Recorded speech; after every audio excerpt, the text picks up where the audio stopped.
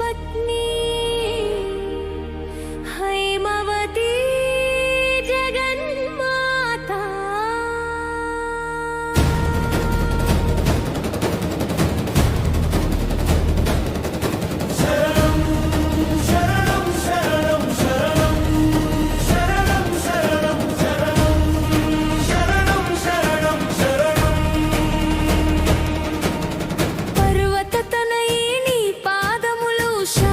शक्ति शिखरमा सति बूडिदलो पुट्टिन पुनर्जन्म ज्योति रूपमा